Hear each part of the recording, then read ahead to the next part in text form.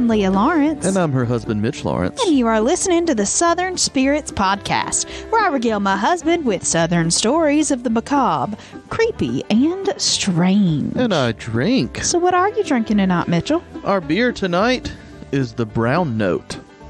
Brewed and canned by Against the Grain Brewery in Louisville, Kentucky. 5.8% alcohol by volume. Let's read the can. And I have to try something at the end of this because it's on the can. So I'm not sure I want to know. Here we go. Oh, the shame. This is the brown ale to end all brown ales. Enjoy it because there's no longer any reason to drink another brown ale.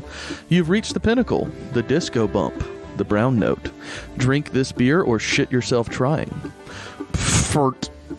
Uh-oh. That's on the can. It says pfert. Pfert? Yeah. I think it's more of a... Yeah, I wasn't going to do that. The letters are pfert. So that's what I did. What I have to say is they're trying to be funny about how good the beer is, but the joke is that it really is amazing. It's light, nutty, earthy, and just perfect for this time of year. Like, it's not meant to be a Christmas beer, but or a holiday beverage. It's just wonderful, though. It's so like there's some cinnamon and chocolate in it. And oh my God, it's so good, Leah. Do you like it? I do. The can is a bit disturbing, but what are you going to do? Against the Grain always has good cans. Yeah, they hire artists to do their can work, and this one is of a guy with shit in his briefs. It's wonderful, though. I love this beer. It's so good, Leah. Poop flavored beer, not poop flavored, but poop themed beer is kind of. Nope, it's light, flavored. Nutty, earthy, and very poopy. Gross. But my point is, a poop themed beer is a little iffy, if you ask me. But it is actually a really good brown ale. Yeah.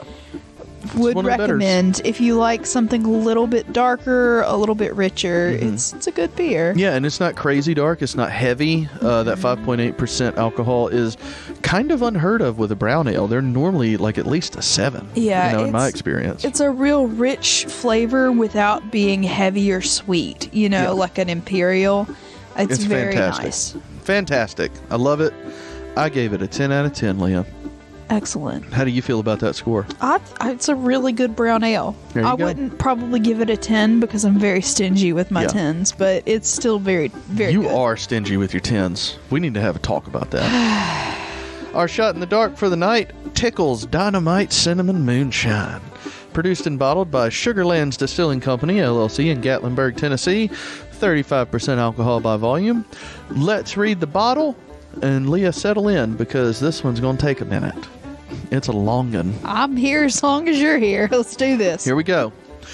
Stephen Ray Tickle is a master of many things: carpentry, mechanics, and moonshine. From an early age in Danville, Virginia, Tickle gained a wealth of old-time distilling knowledge from elder relatives and experimented with recipes on his own 10-gallon still using a turkey fryer, jelly jars for double-thump kegs, and a shotgun condenser. Addicted to perfecting his craft, he says, "It gets in your blood. I'll moonshine till the day I die." Tickle's Dynamite Cinnamon Moonshine is potent proof of his legendary wildfire spirit. Sips up. That one's exclamation point at the end. I never know if anybody can tell if I'm excited when I do the exclamation point, so no, I heard the exclamation point. You're good at pronouncing punctuation. Thank you. I appreciate that. Punctuation, pronunciation. You're so sweet. Association.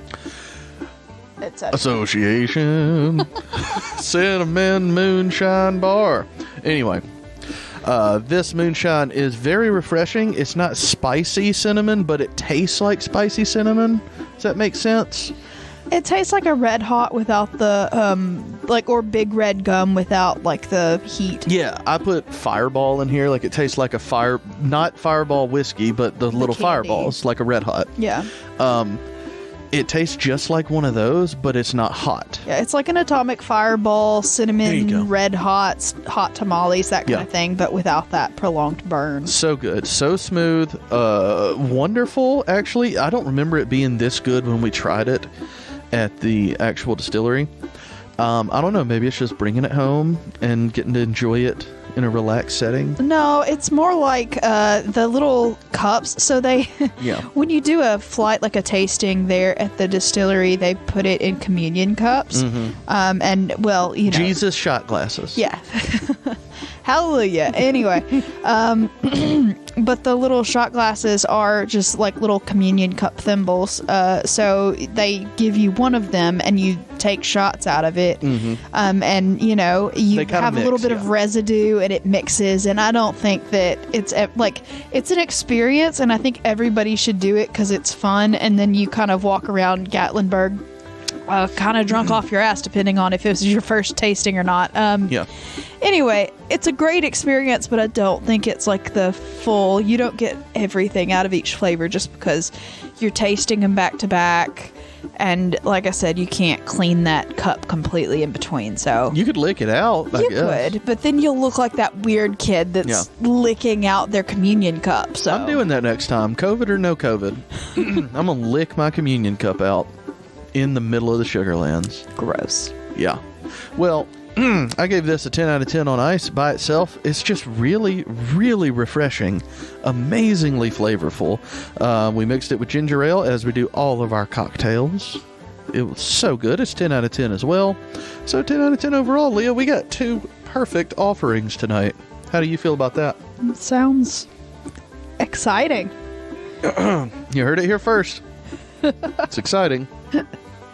It's just the I guess, is that on ice or is it a cocktail? That one. Yeah. In my Scotch glass, that is just on ice.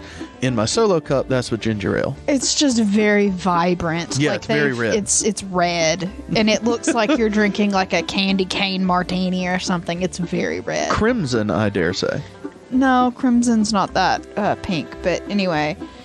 Crimson, I dare say. No, you don't know colors. Chartreuse. Nope. Purple Mountain Majesty. Still no. But anyway, it's just a violently red color. But anyway, that was fun.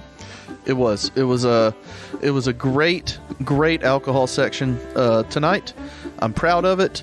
I'm ready to move on, Leah. All right. Well, you know what's super exciting? Tell me. We have brand new members of the Possum Passel. Oh, Yay! shit. Oh, good God. Oh, what was that? The soundboard's back, by the way, everybody. God, I hate that thing. Patron alert. All right. Well, that's enough. News coming in. New patron. I wish I had a news ticker so I could like new patron. Oh Lord. Anyway, so yeah. Stop. I'm ready now. We have a brand new Possum Passel member. All right. Our brand new, we have 2 announcements. Elizabeth upped her pledge. Thank you, Elizabeth. Thanks. You are awesome. Yeah. And then also, Melissa has joined the Possum Passel for the first time. Welcome, Melissa. Welcome, Melissa. Thank you to Elizabeth and Melissa, both of you, and to all the rest of our patrons over on Patreon. Our Possum Passel is definitely what keeps our show going and allowing us to, buy server space, allowing us to upgrade our equipment, and obviously allowing us to drink moonshine, brown note beer, etc. Very much appreciated to all of our patrons. Thank you so much for supporting us every month. And we need to get Melissa out her stuff. So we need to go ahead and get those stickers together and that t-shirt ordered. So Melissa, be on the lookout for an email or a message on Patreon from us asking about sizes and the like. Yeah, we're going to send it soon as I remember to do it. Yeah. So thank you so much to all of our Patreon supporters. And if anybody out there isn't a Patreon supporter and just has an extra buck or more to head our way, send our way. There we go. Why don't you head on over? If you have a couple dollars that you have spare sitting around that you just want to throw at some random people from the internet, we could be those internet people for you. So just go over to patreon.com/Southern Spirits Podcast and you can sign up there. I'll accept your internet if you're money. interested. And if you're not, that's fine. Just, share our podcast with a friend.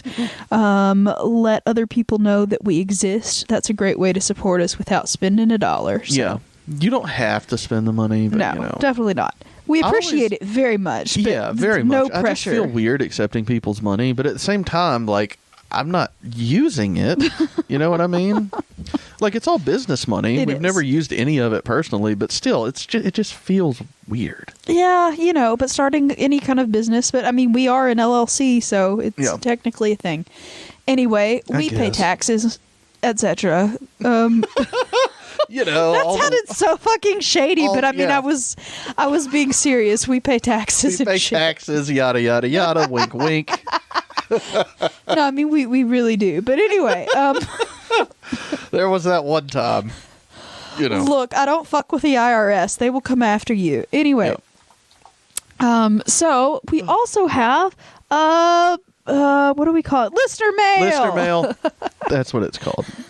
I'm sorry, I really couldn't think of the word. We're still getting back in the swing of things. Yeah, y'all, COVID really kicked our asses. And I had the flu as well, and I still can't smell almost anything. But Leah, nobody cares. God. I'm sorry, but I tested negative today. I had retested and I tested positive again. And isn't that exciting? I had to wait several more days. And anyway, I retested and I'm negative now. So we're both negative and we're both just still kind of feel like shit, but getting back to normal. So that's exciting. I don't know that I'm negative.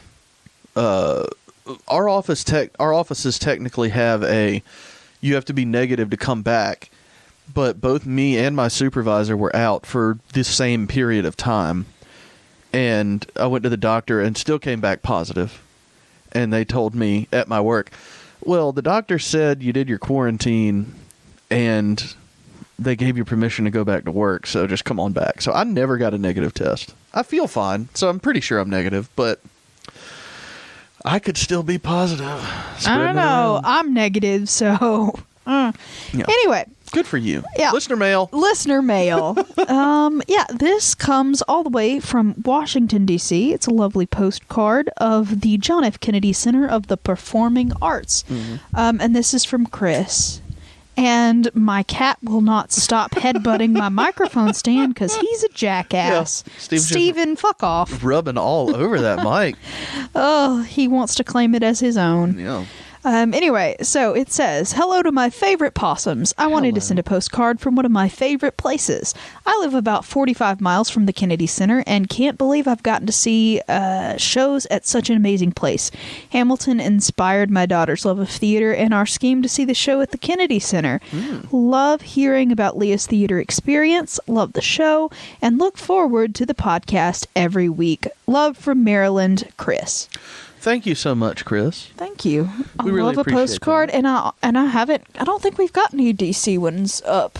No, I don't think. This is probably our first one from DC, and last year was the first time we had ever been to DC before, and that was a wonderful trip. We went last November. It was awesome. We did. It was wonderful. I have a mild obsession with the Smithsonian, so it was a thing.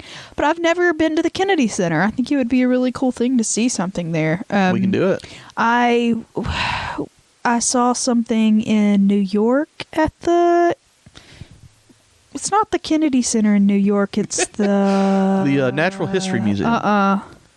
Anyway, it's one of those I saw a war horse there. It was really cool. This has nothing to do with that, Leah. Yeah, why are you talking about that? I'm sorry. Leah, can we get back to the we don't go off topic, and you need to get back on topic. I'm sorry. This is embarrassing. Listener mail was fun. Listener mail was an excellent time. Thank you so much for it. Okay, are we ready for our first story, I guess? No, we aren't. Well, what are we doing then? Oh, the saying. We're doing the sassy Southern saying. Leah, still getting in the swing of things. Y'all, I'm sorry. This is a shit show, and I apologize, but, it's fun. It's a quick Southern saying. And it's just a sassy Southern saying. Excuse me. It's a pretty common one, but I thought the etymology of the words were fun. So isn't that bugs? No, that's entomology with an N. An etymologist studies words. Bugs' speech patterns. No, they study linguistically how words came into being. Yeah. But yeah. Anyway. I know. The phrase is Raising Cane. Okay. It's about, have you ever been to Raising Cane's? I haven't, and everybody says the chicken is really good, but I've never been in a place that had one. It's so good. I mean, it's another Zaxby's or something, but it's, it's better. It's so good. I hear that the chicken tenders are just real big and delicious. Oh, God. Never been to one, though. Anyway, but Raising Cane is spelled differently. Cane is spelled C-A-I-N, not Yeah, no, I C-A-N-A. get it. I get it. I'm just saying that let's just talk about chicken fingers for a while. What does it mean, Mitchell? Does it have to do with the biblical story, Cain? It does. Was Cain the one that died? Cain was the one that killed Abel. Oh. So, you raise him up to be a man from a boy? No. Hey. No. Raising Cain, raising is a transitive verb, to raise. And basically it means to conjure up the spirit of. So, obviously raising could be other things. Anyway, but in this particular instance, the word raising means to bring back the spirit of. And of course, Cain is the first murderer in humanity. Well, according to the Bible, according to Judeo-Christian... Not exactly a trustworthy source. According to Judeo-Christian, folklore, mythology, however you want to put it, Cain was the first murderer. So, it basically means to raise the devil, to bring back the spirit of this murderer, to get in trouble and to conjure up all sorts of bad shit. So that's what raising Cain means. Well, again. But colloquially, when someone says they're out raising Cain, it's they're just making trouble. They're being hellions. They're, causing a ruckus. Yeah. We're going to raise a ruckus tonight. What? We've done that before. What? We've talked about that song before. Yeah, because I've never even heard that song. Really? I know it because you and I talked about it. Oh, well. Anyway, moving on. All right, well, let's stop with the ruckus and move on to our very first story of the evening. This first story is really short because our second story is absurdly long. Oh, God, Leah, I don't have time for this. Yeah, I'm going to try to, so our first story is real short, but my notes are like 16 pages long, so we need to book it. Okay, let's go. Usually my notes for both stories are about 5 pages long, so 16 is a bit much. You're using up so much time telling how long this is going to take. I'm so sorry. Come okay. on. We're going to Anson, Texas. This is a Texas kind of episode. We're going to Anson, Texas, and we're talking about the Anson Lights.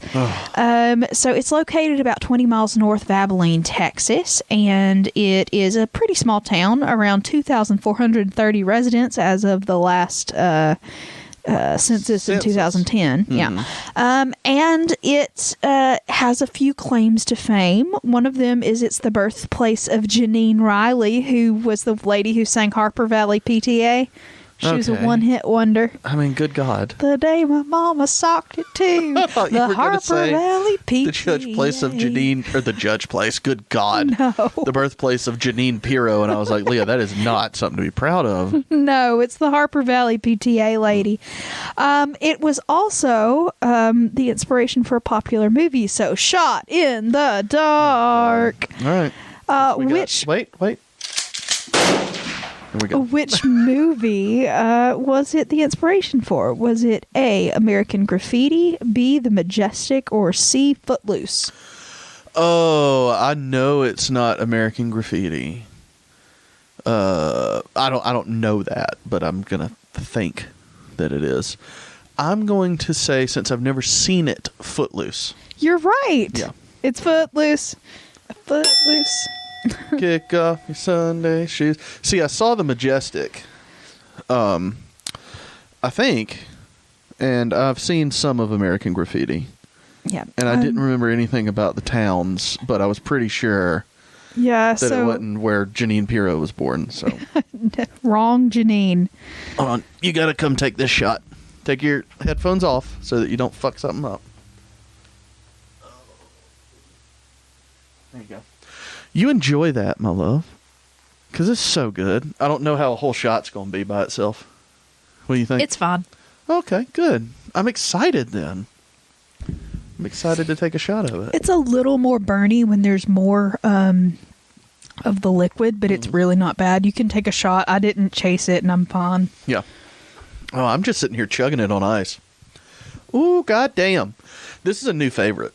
Yeah, it's sweet and cinnamon, so if you're like really into that red hot flavor, and like you said, it's really not burny hardly at all, so it's just sweet. It's like sipping on some big red gum. Yeah, it's not pepper hot, as old ladies like to say around here. Yeah. Is it pepper hot, or is it feel hot? Oh, is it Lord. Touch hot? Heat hot or spice hot. Hold on, I've got to burp really. Oh, I thought you had to sneeze. That was nasty sounding. I'm sorry. Anyway, yeah, Footloose. So the town had a no dancing law on the books through 1987. And there's a book called No Dancin' in Anson that sort of records that whole situation. Oh, my God. Okay. Oh, anyway, but that is not at all what we're talking about. I just found it to be a really fun just anecdote about the town.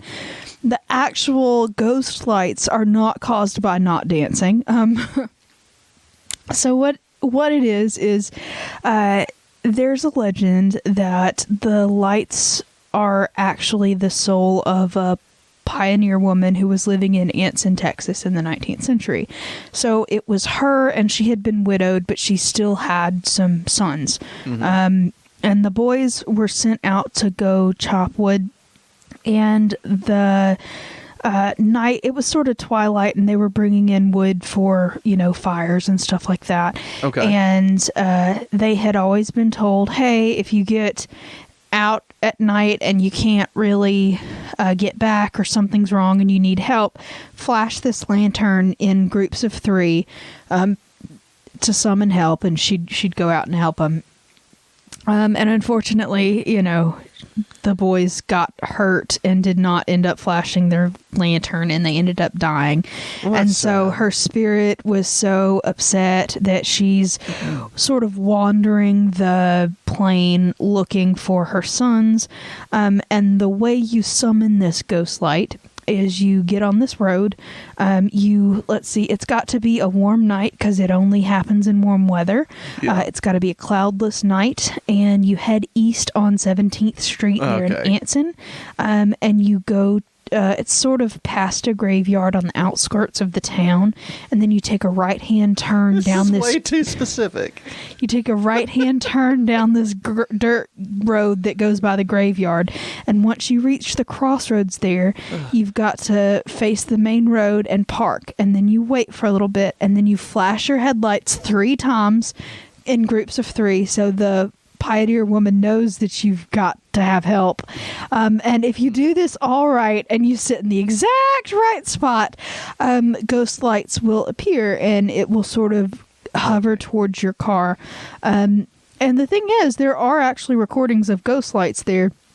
So it could be any number of things. It could, be the actual floating spirit of this lady, and she gets real pissed off every time someone flashes lights at her.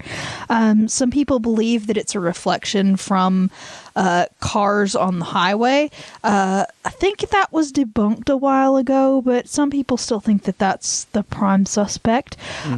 Some people believe that it's ball lightning. Some people think it's the piezoelectric effect. There are a lot of different things that people throw out there, but for the most part, it's one of those cool local things that teenagers go out and do and try to see. But my there personal are actually favorite is always swamp gas. Yeah, I like that. Well, I don't think there's much of a swamp around this area, so that one doesn't really track. But just saying. I just, I love a ghost light story just because it could, in all honesty, be some kind of natural phenomenon that we just don't know about. Because there are ghost lights that are reported and recorded for years in all sorts of different little pockets and towns across the world. So I don't know. I just find those stories very interesting. And I just love that every city has some kind of dare of some sort that you've got to go fucking do as a teenager, Something like in incredibly Hartselle, complicated. Yeah. Like in Hartselle, we have a Crybaby Hollow where you've got to go and you got to park your car on the rickety ass bridge and try to turn off all the lights and put it in neutral, like if you, I just love that kind of thing. There's always some kind of like thing that the teenagers do, and I feel like this is one of those things, and I like it. That is the Anson Ghost Lights. Well, I'm glad that you like it. I do. That's exciting. Well, I think all of those things are just ridiculous. Did Montgomery have anything like that? Probably. I don't fucking know. I never got involved in anything like that, so probably. There's got to be shit like that around there.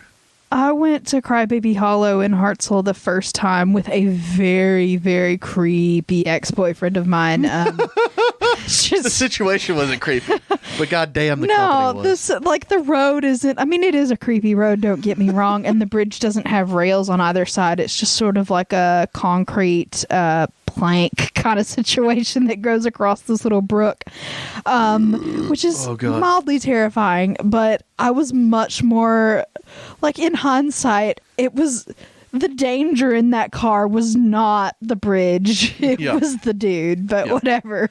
I just remembered one that's at least in the Montgomery area. I don't know the name of it, but it's this thing where there's like 13 bridges out somewhere, small bridges, and you're supposed to go over them and number them as you go, like put out signs or something, and when you come back, they're not in the right order. Yeah, something like that. There's actually another 13 Bridges Road story. On the 13 Bridges Road. Not quite, but there's love the Eagles. Yeah, there's another story of that I'm gonna do sometime, but not that particular one. But anyway, I don't know that it's in Montgomery, but it's around Montgomery somewhere. That's fun. I'm gonna release a fucking album where I just sing pieces of songs that are a little bit different, because that was pretty good. No, what you need is a TikTok account, and you just TikTok a couple of seconds of you singing whatever. You'll get so popular. Perfect time to bring this up, Leah. We were talking about this the other day. We were talking about just kind of fame in general. I said, I really have no desire to be famous, but there is a level I want to get to. And that level is I want to be famous enough to be on The Masked Singer. Now, listen. The reason is because it's a goddamn low bar. Like, if y'all have seen, they have some really old, really famous people. Yeah. And they have some people that you're like, who the fuck is that? Yeah, this season, y'all. But, like, I could do it. Leah, we could make it. I could make it past, like, the third or fourth round. Yeah. Without a doubt. We could just do 13 Bridges Road. Yeah, we could make it past a couple of rounds. We would not be at the end this shit together because we're not that great. We could do it together like the Snow Owls. No, they fucking sucked. I liked them. No, they were pretty good. But no, I'm not doing that. I'm doing this on my own. I want to be this level of famous, and then I'm good. I don't care about us together, Mitchell, being this level of fame. I've seen this most recent episode, or not episode, but this recent season, and they've been renewed for another season. I think we've met that fame quotient already. Yeah, we have like 400 followers. I'm pretty sure we're damn close. Like, enough people know us that, like Ken Jeong would know who we are because they do their research, like that kind of thing. But no one else would across the country, because there were like YouTube stars last year, and I was like, with the exception, everybody knows who Ninja is. Yeah, he's But like, with the except there he were makes like a shit ton of money. 3 or 4 YouTube stars. I was like, who the fuck are these people? No, the YouTube people on there were all people that have millions and millions. I understand of that, followers. but I was like, who the fuck are these people? I knew who they were. I'm just saying, Leah, like, we're on the cusp. It is attainable. Y'all, so if you want to see us on The Masked Singer, please share our podcast. Yeah, start it trending on Twitter. Just get us out there. The Possum Passels have heard 12-year-old Leah sing her original music. I feel like you know that I belong there. We'd be the first masked, quote-unquote, celebrities to do originals. There once was a solitary sparrow. Stop. Like, I have my set list laid out. Not my set list. I have ideas. Oh. First song, Bring the House Down with Fancy by Reba McEntire. Oh my God. That's what I would do first. That's what I would do. And I wouldn't change it. Like, I hate when people change the song because they're like a guy singing a song a woman used to sing. Yeah. I hate that. Sing it as it's written because it adds more art to it. The fact that you're singing it from a woman's perspective. Anyway, I would completely just be like, I'm the whore in this fancy fucking possum costume, whatever I'm in, you know? Oh my God. I could be a possum. Hey, nobody's been a possum yet. Nobody's been a raccoon either. Oh my God. I want to be the masked possum real if bad. You're watching The Masked Singer in a couple years maybe. And I'm making this proclamation now. And you see someone on there in either a possum or raccoon costume that sings Fancy first week, you already know who it is. You already know. Oh, here's your one chance, Fancy. Don't let me down. Oh, God. Oh. That is, yeah, I think anyway, that's where I want to get to. So if y'all can make that happen, keep the Patreon money rolling in, we'll see what we can do. Right? I'm here for it. That's what we're doing. We're diverting all funds to our Masked Singer fund. It's our campaign to get on the Masked Singer. Oh, Lord. Anyway. I mean, I would so be a possum. Mm-hmm. Oh, that would be awesome. Anyway. You don't get to do this with me. This is about me. I'm doing it. Why don't I get to do it? This is my dream, Leah. I want a dream too. Well, you can be on it another year. Okay. Or we could be on it, oh my God, even better. We could be on it same year separately. Like as separate contestants. Because they're running out of people. Like the well's fucking running dry. They're going to start taking teams and dividing them up. They're going to have each member of the Backstreet Boys next year individually. They've already had one, and I'm pretty sure there's a second one on there this year, so... Yeah, I think so, too. Anyway, okay. Well, we have to get into this second story because it's long as shit, and... yeah, it's a lot. So, just trigger warning right here. This is about... It's true crime. It's a murder. It is a heinous murder. It is a ritualistic murder. It is very, very, very, very bad. And if you are not down to listen to that, do not continue. We love y'all. We will see you next time. But this one is disgusting. So, gonna put that out there. If you continue listening past this point, it is on you. Okay? It's gross? It's real gross. Oh, I don't like the gross ones. I'm fine with like people getting killed and stuff, but like this is ritualistic, like murder cult situation. So, I don't know. I'm drinking a very red liquor. Yeah, you are very red. Anyway, so we're going to be talking about the murder of Mark Kilroy, and it is in fact connected to a serial killer named Adolfo Constanzo. Which, if that hasn't triggered anybody so far, yay. We're getting there. How exciting. All right, so I'm doing this story because a lot of it does take place in Texas. That's what I thought. I was just listening to the last podcast on the left recently. They just did this whole thing. Oh, did they? Yeah. I thought, but they did that parts. Years ago. They're doing it right now. They're doing it again? I guess, again, I don't know. Because they've covered Adolfo Constanzo before. Yeah. Anyway, it's I a just thought so. They did couple it of episodes. Yeah, they did it like last month, like beginning of November. Oh, awesome. I didn't even realize that. Well, they had done it previously as well, in a smaller thing. I'm sure they did a deep dive this time, but yeah, it's 3-parter. Yeah, it's intense. I'm not going intense because I don't have that kind of budget. So budget. No, we don't, because all the money's being saved for Masked Singer. You're right. We have to go audition. I don't think you auditioned for that, but exactly. Okay. That's why we have to go anyway. All right. So, like I said, a lot of this happened in Texas. Some of it did happen in Mexico. So I'm gonna just say it's Southern because a lot of it does happen in Texas. The person that was murdered came from Texas, etc. So I'm going to count it and I'm going to talk about it because I've been fascinated by this particular story for a long time. I don't usually stray into true crime because it makes me uncomfortable. I like listening to it, but it's hard for me to talk about it. But you know what? I'm going to do it this time because people like true crime and I wanted to talk about it. So let's do it. You got this. All right. So, Mark James Kilroy is the person that we're going to be focusing on because his case is what sort of blew open this whole murder cult ring situation. Okay. So he was born on March 5th of 1968 in Chicago. He moved from Chicago to Texas when he was very young.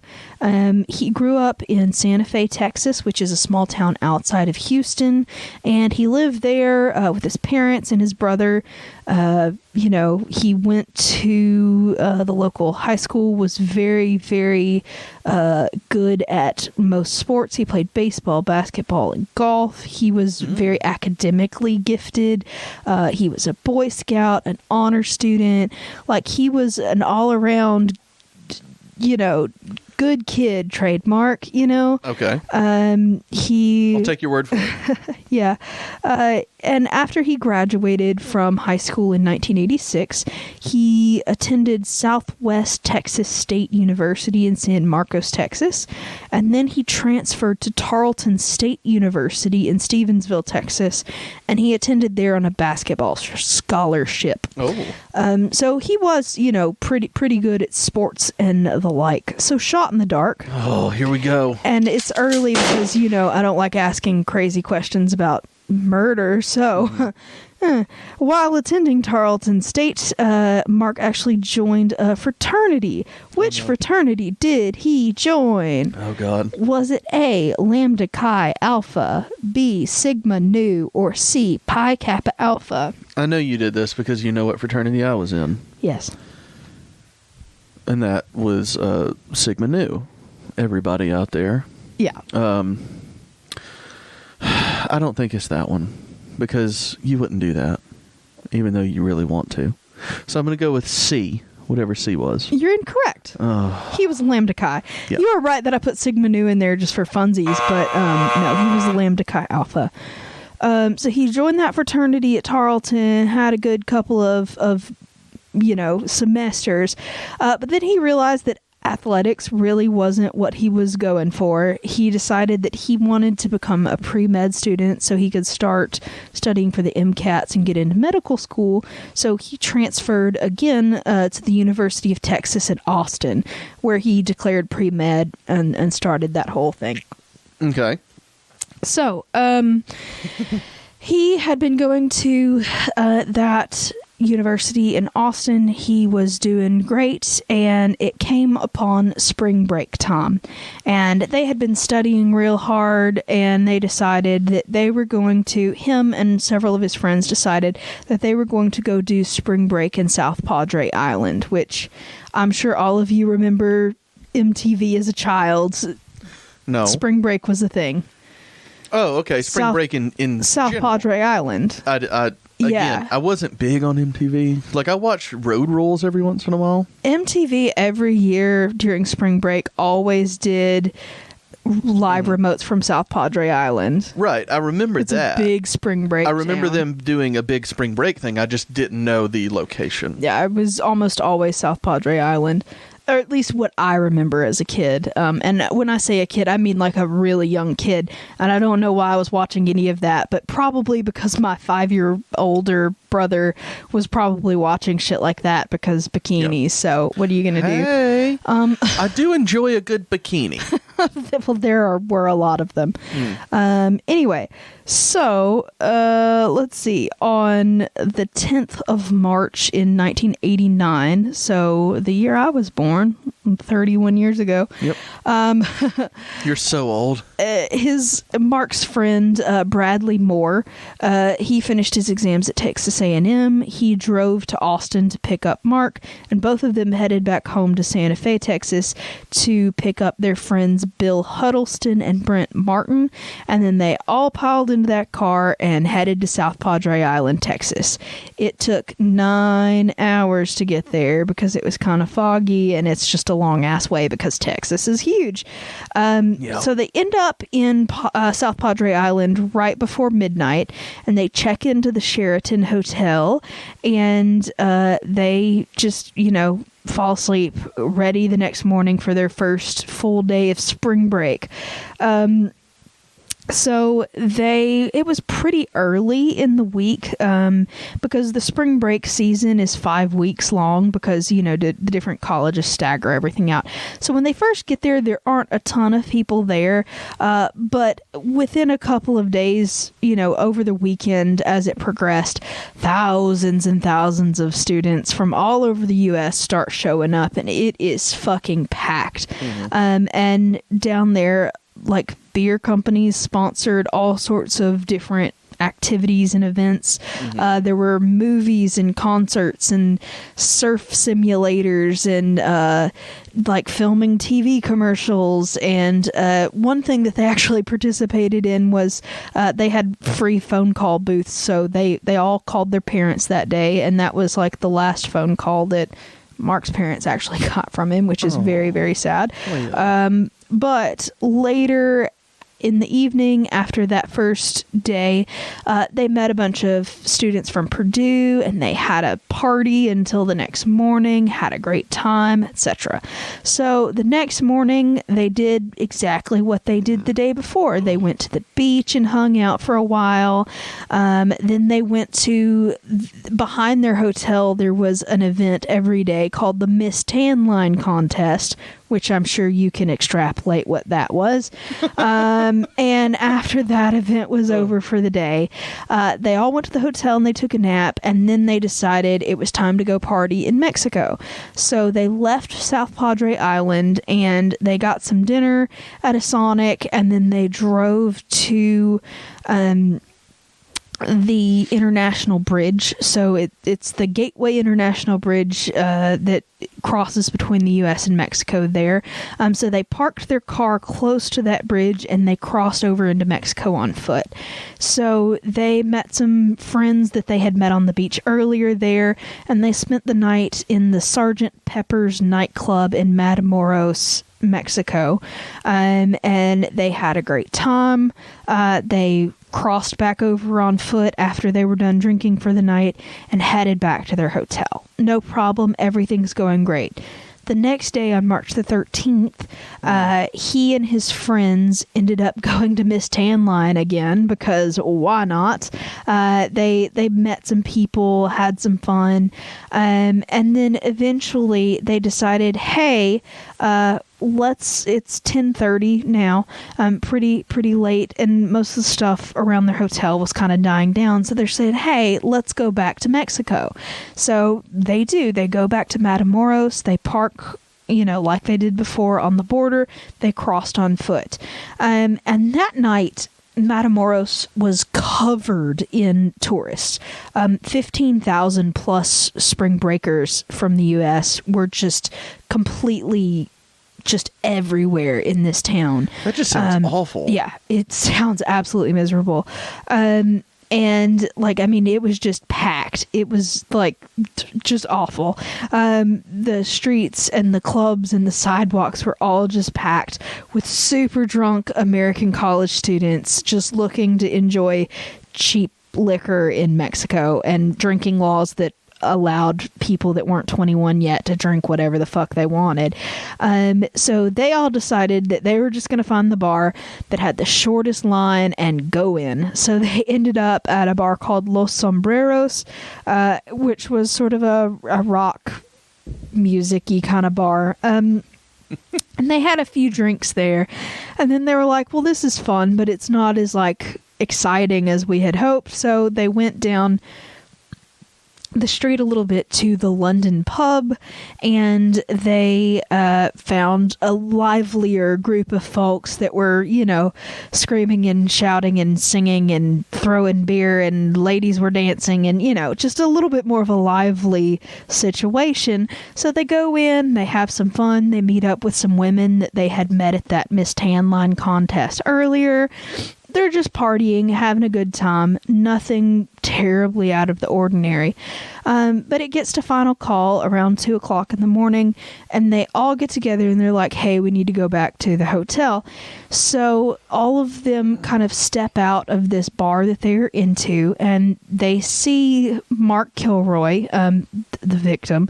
They see him leaning up against a car and talking to a woman that they had met previously at that Miss Tan Line contest. And there were just thousands and thousands of tourists leaving these bars, headed to Brownsville, Texas, which, you know, was right across the border. And it was just a massive surging crowd of people, and it was very difficult to like get over to Mark from where they were. So they sort of waited for that to move on so they can get to him, to get him all across the bridge to get to the car. So 2 of them ended up getting separated from the group, and they walked to sort of a little restaurant store right next to the border, and they see that Kilroy guy talking to her, and they were waiting, you know, for them to come by. So eventually one of them, so Kilroy's over here on this corner, and they're across the street, and they make eye contact, and one of them has to go pee. So they're like, okay, whatever, can't go back into the bar. So they go over an alley to go down the alley to pee. After this guy pees and comes back, the Kilroy guy is no longer there. Oh, God. They don't know what happened to him. And they're like, well, that's weird, but maybe he got a ride with that lady from the contest we saw earlier. Maybe he'll just, you know, drive back with her, and, you know, we'll see him in the morning. So they all get back into their car across the border, and they head back to the Sheraton Hotel, where they go to sleep, and they wake up the next morning and he's still not there. They look around for him a little bit, and then they realize, hey, we lost this dude in Mexico. We need to report him missing immediately. So they do. And what apparently happened was, as he was standing on the street, that woman left, and he was waiting on his friends. Excuse me one second. Oh, God. What are you doing? You coughing? Just coughing. Hashtag COVID lungs. You got to have another test tomorrow. So the Mr. Kilroy was standing there after the lady had left, and he was just waiting for his friends to come back so he could, you know, get back with them and go back across the bridge.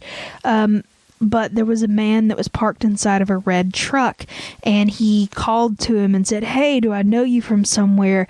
Do you need a ride? And as he sort of came up on the vehicle, 2 men grabbed him from behind. The men were Serafin Hernandez Garcia and Malio Fabio Torres, and they wrestled him inside the truck, excuse me.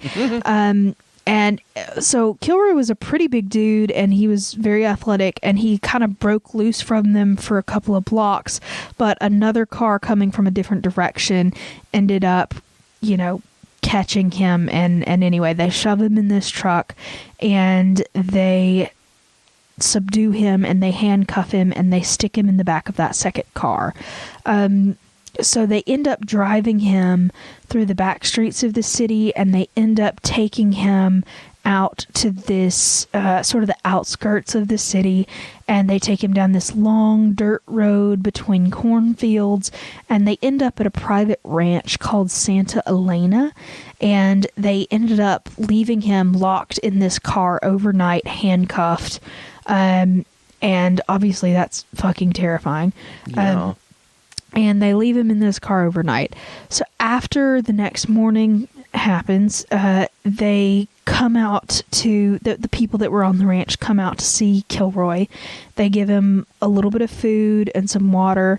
And about 12 hours after he was kidnapped, Adolfo Constanzo, who is the main villain in this particular story, comes out to see him. And they end up wrapping his entire head in duct tape, and they walked him through a field out to a storage cabin shack situation. He's still handcuffed behind his back, and basically they take him out to this, what I would generously call a torture shed, and they tortured him. They sodomized him repeatedly, Jesus. And they end up leading him out into a field where he is the victim of human sacrifice. They kill him by, and guys, this is going to be graphic, so I'm sorry. Yeah. But they take a machete and they cut his head off. They took his brain and they boiled it in an inganga, which is like a metal pot that is, it has a lot to do with the religious parts of their cult, which we'll talk about in a minute.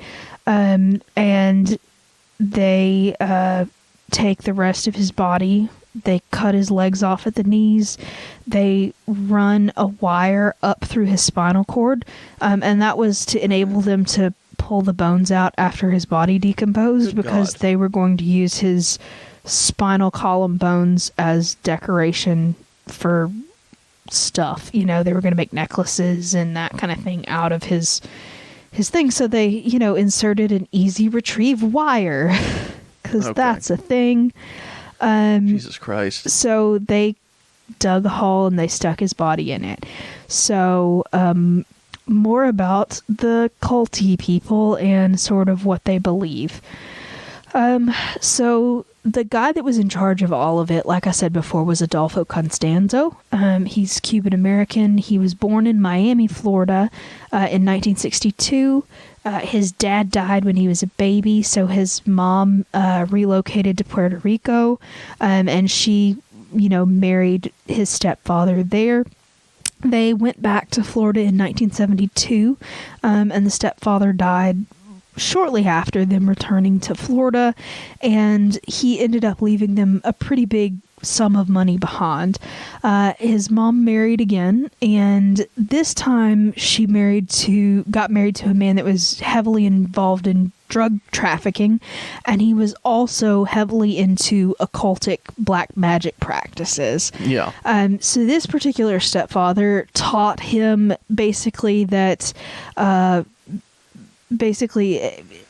the people that you're selling drugs to are stupid enough to do the drugs, fuck them, let them kill themselves with the drugs, and just you profit off of it. Like, they don't give a shit about anybody but themselves. Let them be killed by their own recklessness. Just make money off of them, basically. And also, his mom was very much into her son, thinking that he was like the chosen one. She believed that he had supernatural psychic abilities, and she believed that he was basically this sort of savior figure. She had very grandiose ideas of who her son was. Yeah. And she sort of fed into this whole, grandiose idea of who he believed himself to be later on. And she was the one who introduced him into this particular magical occult practice called Palo Mayombe. That's hard to say. Palo Mayombe. And it's an Afro-Caribbean in origin religion that involves a lot of animal sacrifices. And he was also at some point in his life heavily into Santeria as well, which is sort of Did he have a crystal ball? Maybe. Y'all, I'm going to sing so much on The Masked Singer. All the favorites. Can you imagine Mitch dressed up as a fucking Ain't got no Santeria. He don't practice Santeria. Oh. I had $1 billion, but I spent it all on trash. Because I'm in a costume. Like, I would break character constantly in the middle of the songs. Anyway, so Santeria is sort of it's voodoo, basically. I mean, it's they come from different places, and Santeria is definitely more heavily tied to African negative. Voodoo, is it not? Well, Santeria for the most part is definitely Mexican in origin, sort of Hispanic style. I don't know where the but fuck a lot I got of these, from. a lot of those religions are Afro-Caribbean in root, but they get the flavor of wherever they ended up being developed. You know, there's so many different ones of them, and I find them all very interesting. I've told you before that if I had taken if you had a cult, no. Although I would be very cult susceptible had I been approached by one as a child. But anyway, no, I would have really loved... do it. That's how you build a cult. You get them young. If I had taken a sociology course previous to my senior year in college, I would have changed my major 100% because that kind of thing fucking fascinates me. Sociology was very interesting, but I took a sociology class at a particular time in college where I drank a lot. So, like, I was interested in it, but at the same time, I was like, I don't really care. No, I had a professor that was very interesting. The professor was just, well, he fucked a lot of people. Let's leave it at that. But he was a very good professor. He used his learning to get in there. To fuck students, get in there. Yeah. Oh, Lord. Anyway, that was just the rumor, but it was I should be a sociology professor. There's so much pussy on the end of that sociology degree. Apparently. I don't know.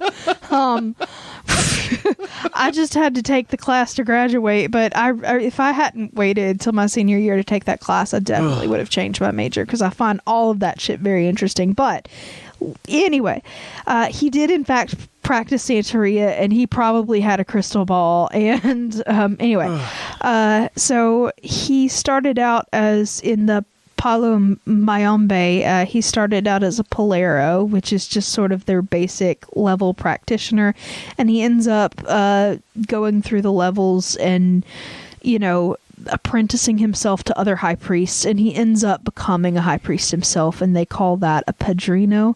And he moved to Mexico City in 1984, and he just became a tarot card reader, and then he was also offering other occult services just in the area, and he eventually starts developing a cult following, like a literal cult following. And he was supposedly very charismatic and very handsome. He had previously worked as a male model, so he had that going for him.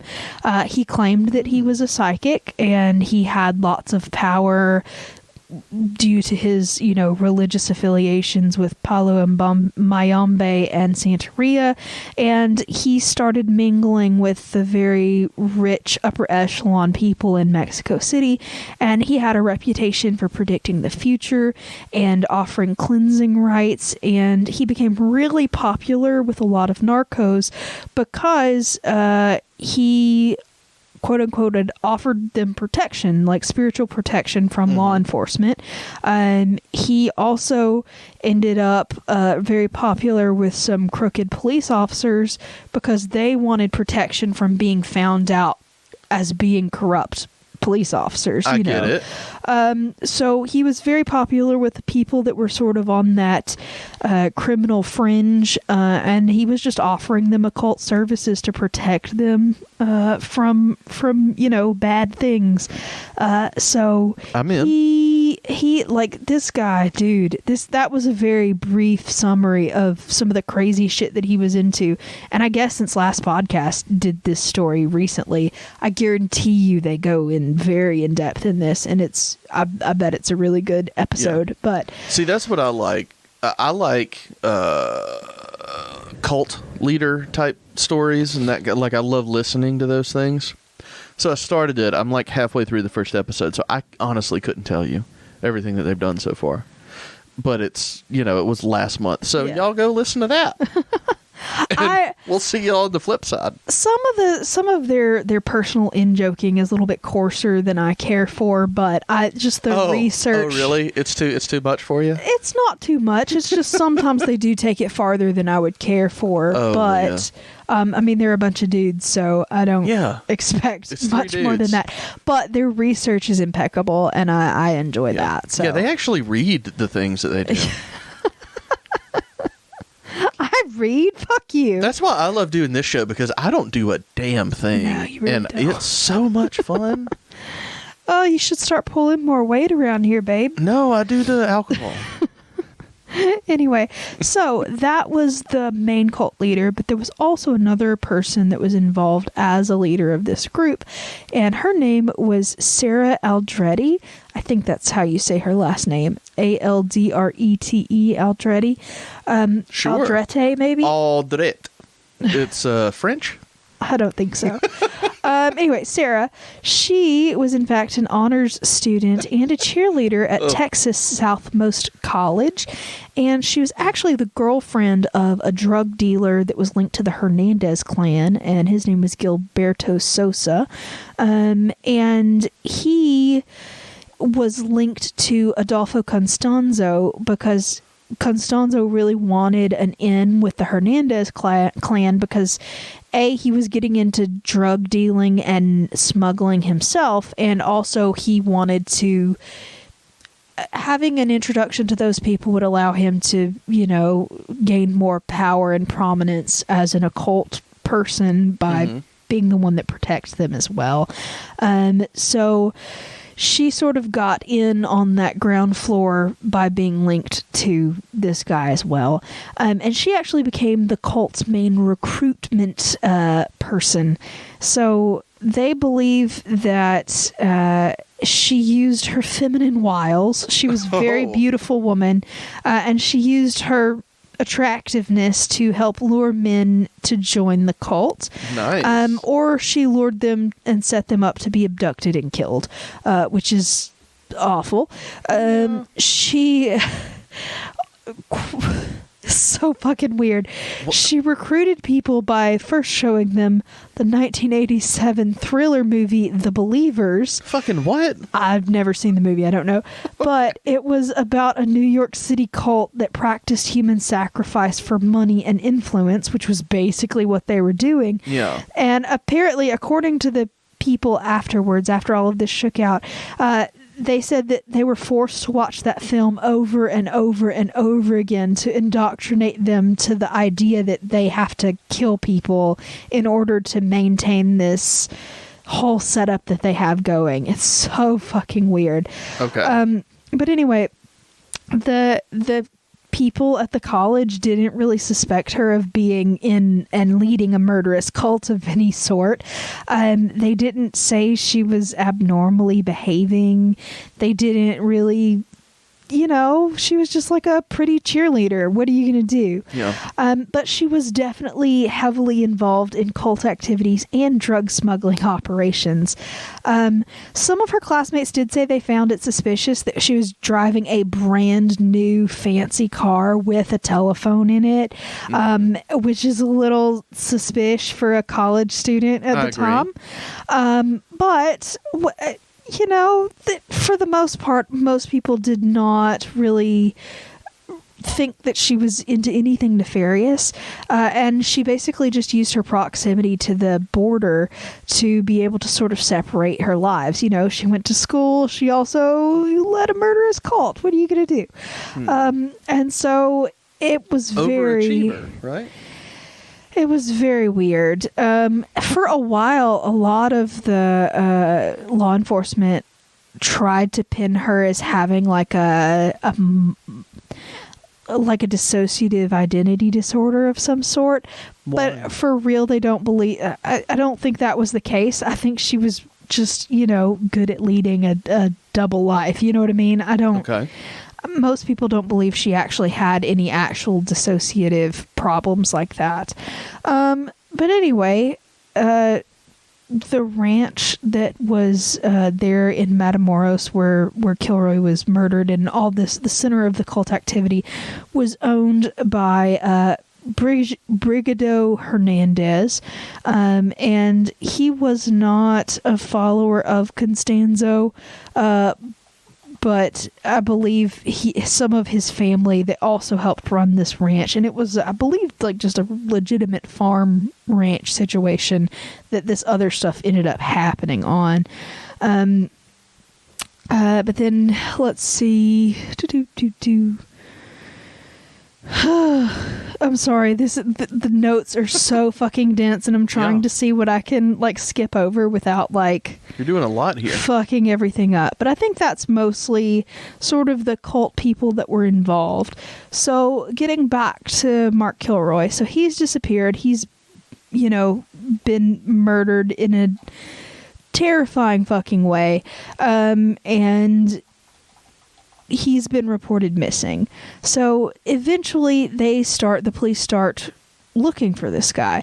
Students that were reported missing in Matamoros usually showed up in a couple of days with a hangover and kind of like confused. So they thought that might happen. So they still had people back in like Brownsboro, across the border in South Padre, all that stuff. They had people looking for him, trying to figure out what's going on. But he was actually just one of 60 people who disappeared in Matamoros in the first 3 months of that year in 1989. So he wasn't the only one that had gone missing in this time period, and it wasn't unusual for people to go missing in this area, but his case drew a whole lot of attention in the U.S. because he had an uncle named Ken Kilroy who worked with the United States Customs Service in Los Angeles, and he was very high up in this organization. And so when his uncle, who did have a lot of political influence, heard about this whole thing, he sort of intervened with his, his prominence and his political power to sort of get shit rolling with the U.S. investigators.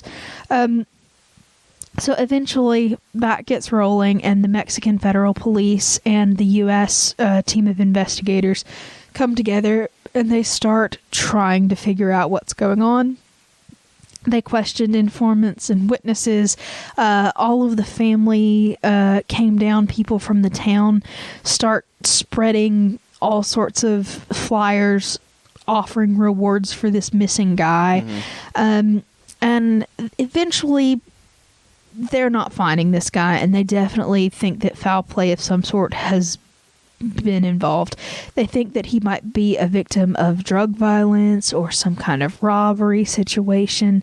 They take the friends down to Matamoros and they retrace all of their steps. They get statements from everybody. They're looking for this guy. They take his photo and description to all of the jails and hospitals within, a certain mileage range to try to find him. They hire a hypnotist and they hypnotize and do like hypnotic regression on some of the friends that were with him to see if they could get any more clues. And like they're just hitting dead ends because there's just, there was no other sort of clues to be had at the time. But eventually they get a break because also they've had helicopters running all of the locations trying to see if there were any kind of recent burial sites that, they looked for bodies, etc. They obviously didn't believe that he was kidnapped for ransom because they never got a call for ransom. They had all of these people looking everywhere, but the break in the case happened. Oh, sorry, one more thing. Okay. His entire case was on America's Most Wanted on March the 26th, and that gave a lot of nationwide attention to this case. And a lot of people called and gave tips and all of that stuff. But none of the particular clues that anybody gave were solid, and it didn't really have much to do with the actual case, so they thought that was a dead end as well. And eventually they were really kind of worried that this there wasn't really another avenue to explore at this point, but it was a stroke of luck. On April the 1st of 1989, there was a car that flew through a checkpoint in Santa Elena, going through without stopping, and it was an international border crossing, and you can't fucking do that. So they were passing from Texas into Mexico down Mexican Federal Highway number 2, and they're headed just fast driving, zooming past, and this vehicle was all actually that Seraphin guy who ended up being one of the ones that kidnapped Kilroy. But instead of, turning their police sirens on and running after him, sirens ablazing, they're like, let's follow this guy. And they used an unmarked vehicle, and they sort of tailed him from a distance. And he led them to this ranch. And this ranch was... at a distance and out sort of down a dirt road, about 30 minutes away from that border crossing. And he goes in, and they sort of wait parked in their car off the side of the road back a ways, and he goes in, he does some business, goes back out, and heads toward the city. So while he's gone, the officers make their move to sort of search the ranch. So they do a quick search. They discover a bunch of cult paraphernalia. They find some marijuana, and they decide, hey, this is definitely some kind of drug smuggling operation. Something weird's going on. Let's get more evidence, bring more people, and we'll attempt to bring this down, because they at this point are pretty sure that this entire ranch is connected to the Hernandez organized crime family. And so they're attempting to get a lot more people in on this so they can actually take down this whole situation instead of just sort of going in there guns ablaze and start off. So they've got a plan at this point. So on April the 9th, they return with a whole force of people. They arrest Seraphin. They arrest his uncle Elio. They arrest several cult members. So David Valdez, Sergio Salinas, Domingo Bustamante, which is a fantastic name. Yeah, Bustamante. That's a great name. Who is the Mr. Bustamante was the ranch caretaker. And while they were in custody, the detainees were very just chill. They didn't seem too terribly upset that they had just been arrested. They were all just real sort of unbothered by all of it. And when they were asking about Kilroy, just because I assume this is just a local organized crime, and they were just asking about it. Anyway, the caretaker's like, yeah, I saw him. He's out that way, and points sort of towards that ritual shack that we were talking about earlier. Yeah. And they interrogated some of the other people separately. And anyway, Seraphin ends up confessing to being like an accessory to the Kilroy murder, and that there were a bunch of other people that had been murdered over the last several months there at the ranch, and he basically rats out Adolfo Constanzo and the Aldrete Sarah lady as the heads of this group. And they said that basically Adolfo Constanzo ordered all of these killings as a sacrificial ritual, and that he believed that sacrificing these victims ensured the strength of their group, and it allowed them immunity from law enforcement, and that it was basically just a human sacrifice to magically strengthen their group. And he said that it wasn't specifically Kilroy. It could have been anybody. He was just told by Adolfo Constanzo to go out, get a white guy, come back. That was it. They were looking for a gringo to sacrifice, and God. Unfortunately, he was in the wrong place at the wrong time, and so they targeted him because he was the demographic that they were looking for. So he confessed that they killed him in the way that we spoke of earlier. They, knew exactly where he was buried because that wire was still sticking out of the dirt, because like I said before, they had wired his spine so that they could pull those bones out later for use in ritual purposes. So they take the police officers to where this body is buried. And on April the 11th, they, along with the other suspects that had been arrested there at the ranch, end up being forced to dig up the graves for several hours, and they exhume body after body after body.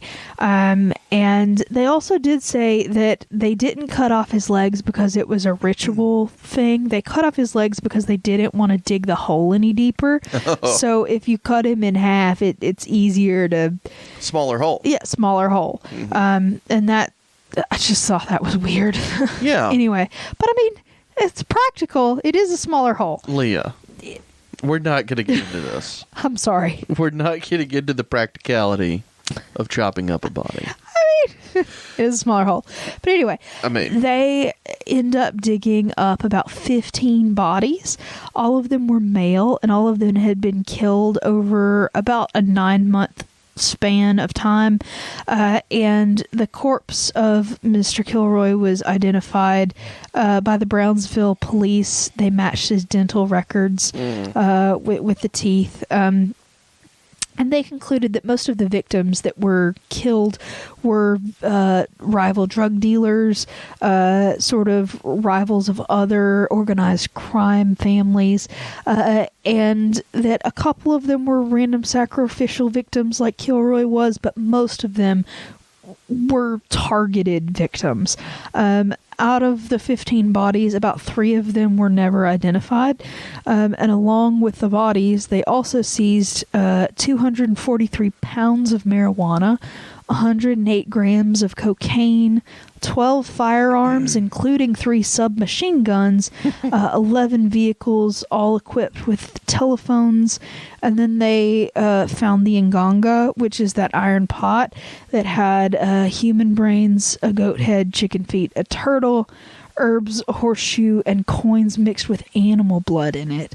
Yeah, kind of gross if you ask me, but whatever.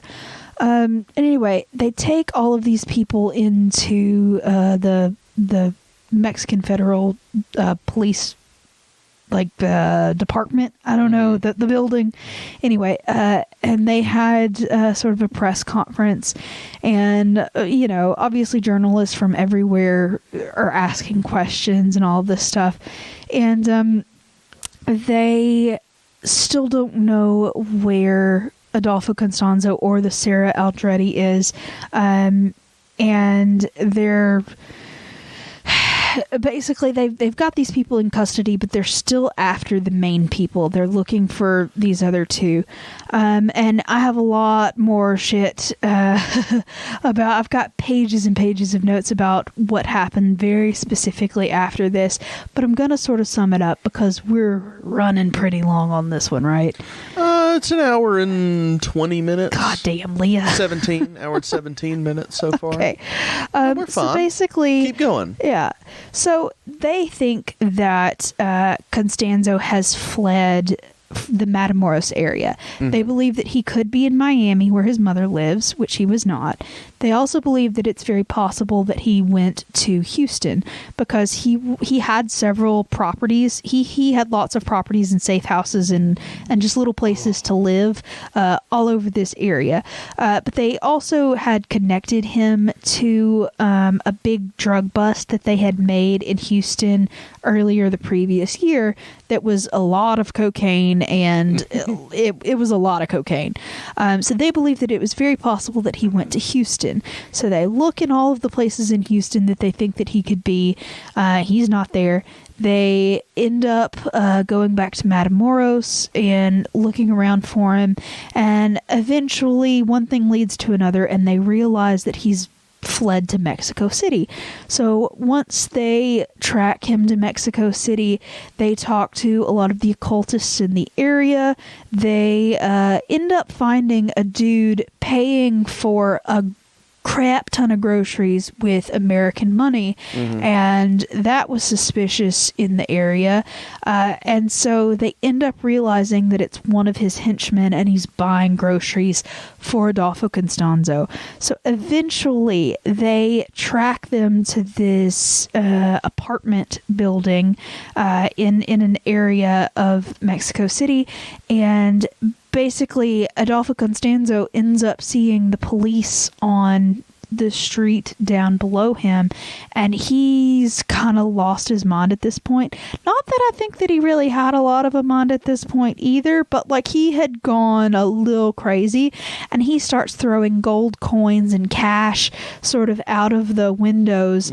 He starts burning piles of cash in the stove. What? Where do you get gold coins? I mean, he's a drug dealer. I don't know. So I'm sure he's got a source. The next time I'm sorry, if I ever want to buy drugs, gold coins. I need some gold coins. Yes. I've never thought to use gold coins. That could be taken anyway. Yeah. So he burned a bunch of his money on the stove. I don't know any drug dealers who accept gold coins. I don't know any drug dealers, but if I did... I do. And yes, you do. God damn it. We know the same people. What do you mean? Jesus Christ. Lord. Anyway. If the police are listening, we don't know any drug dealers, and I would love if you would campaign for me to be on The Masked Singer. I know a couple pharmacists. Those are kind of like drug dealers. No, Leah, you don't. You know drug dealers. No, I mean, I legitimately do know a lot of pharmacists. Yeah, me anyway. Too. So anyway, he burned some of his money on a stove, and he's shooting at the police officer. He opens fire at the police officer on ground level.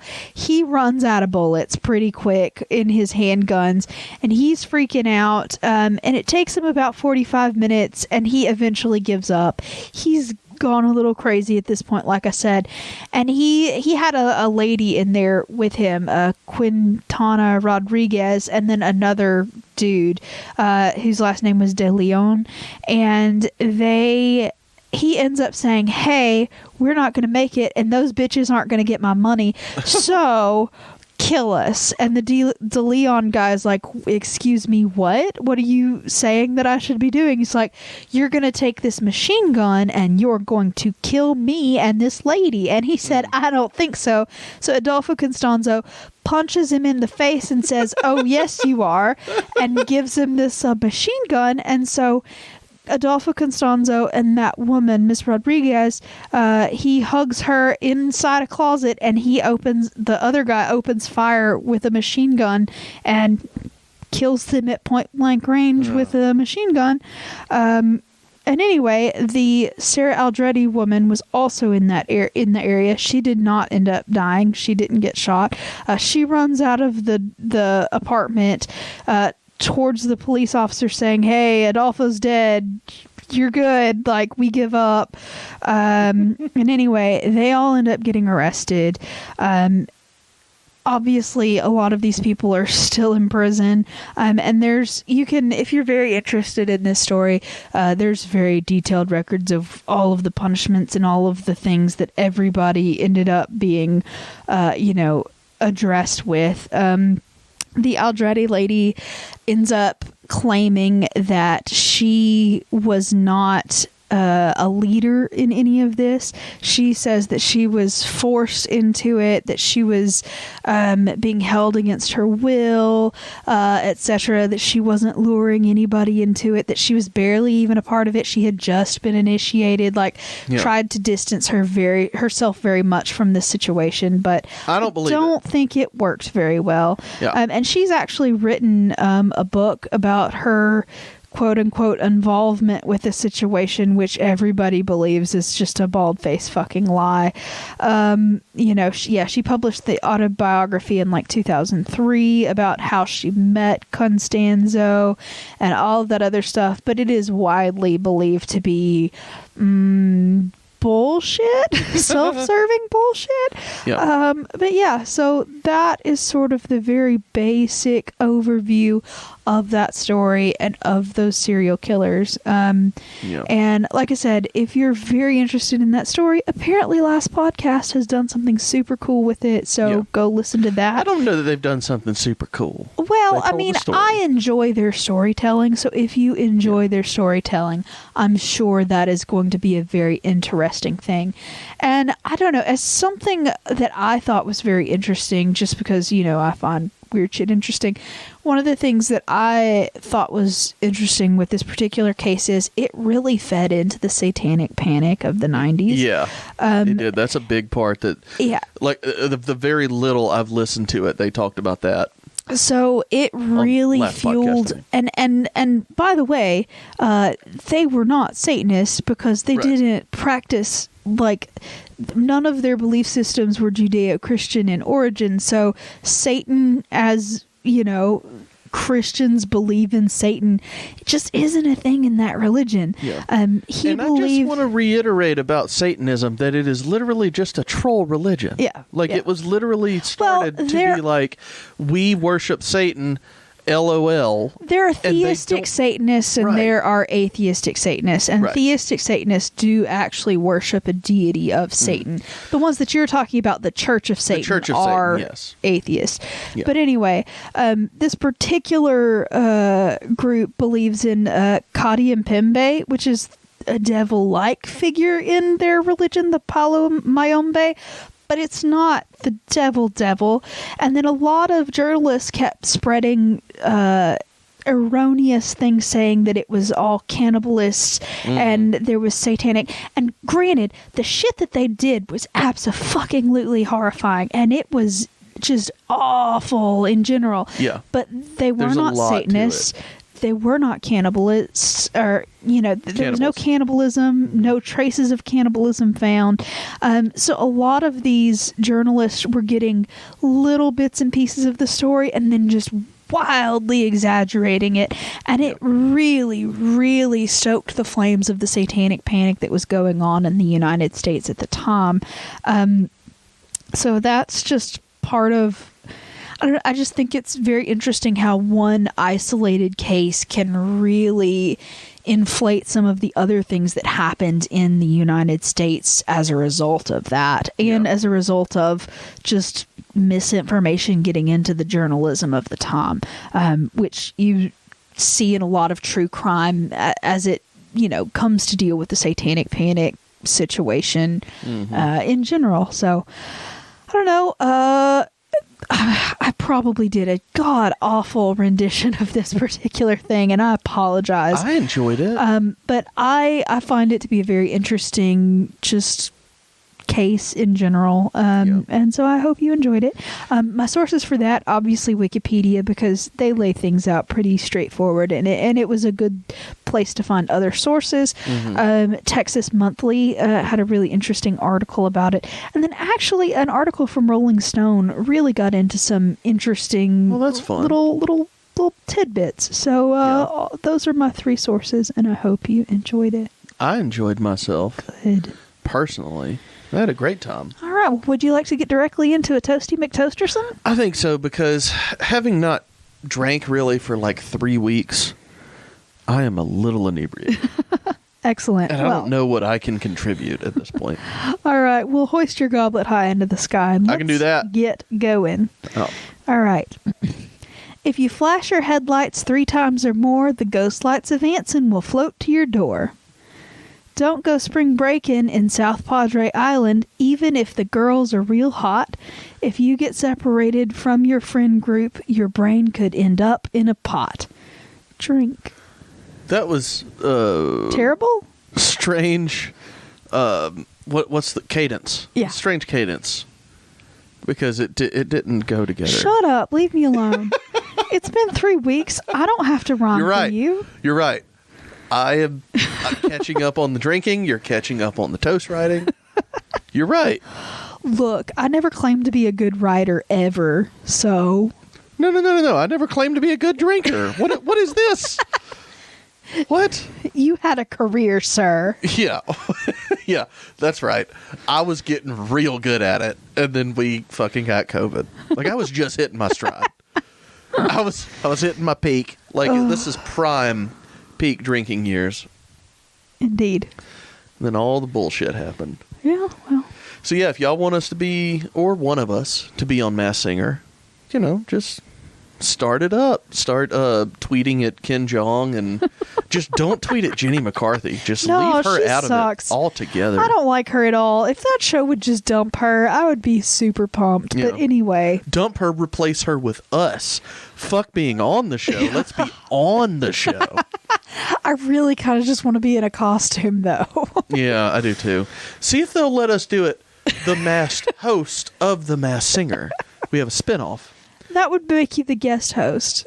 Yeah, but we're the masked. It's a full season where you have to decide who I am. Uh-huh. And they alter our voices while we give our opinions over who the singers are. Look, that particular show is already convoluted. I don't think they need to add anything else to it. It's not convoluted. It's very simple.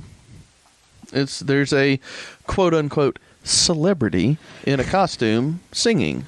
I still think that is very generous, calling some of those people celebrities. That's what I'm saying. Okay.